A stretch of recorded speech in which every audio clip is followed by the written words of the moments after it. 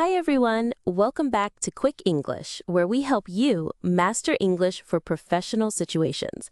I'm Kelly and I'm here with Kyle. Today's topic is a tricky but important one, dealing with difficult clients professionally in English. That's right. Difficult clients are a part of every business, but with the right language and techniques, you can handle them with confidence and professionalism.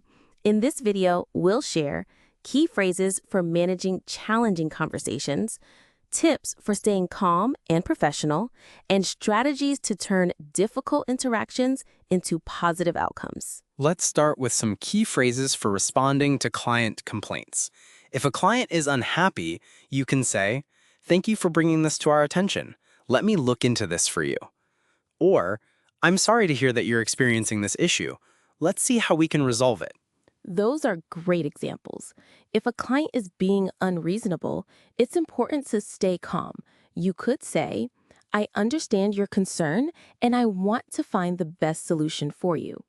Let's work together to find a way forward that works for both of us." HiSnap is here with a difficult scenario. What did they suggest for resolving this situation politely?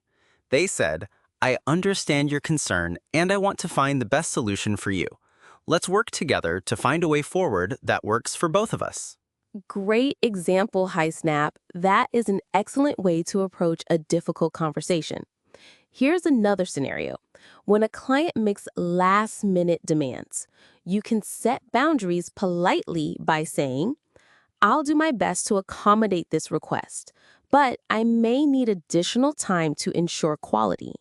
Or, "This is a bit short notice, but I'll see what can be done." Great point. If a client interrupts or becomes aggressive, you can diffuse the tension with phrases like, "Let's take a step back so I can fully understand your concerns." Or, "I'm here to help. Let's work together to resolve this." Now, let's move on to tips for staying calm and professional. Take a deep breath and listen actively before responding. Avoid blaming the client or making excuses. Focus on solutions instead. If emotions are running high, suggest taking a break and resuming the conversation later. Exactly. And don't forget the importance of empathy.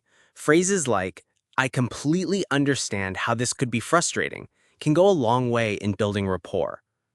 Finally, let's talk about turning negative situations into positive outcomes. After resolving the issue, follow up with the client to show you care. For example, "I just wanted to check in and make sure everything is now resolved to your satisfaction." That's a great way to rebuild trust and leave a positive impression. Here's your challenge.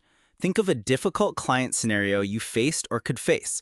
Write how you'd handle it using today's tips and phrases and share it in the comments. If you found this video helpful, don't forget to like, subscribe to Quick English, and hit the notification bell for more practical English lessons. See you next time. Bye.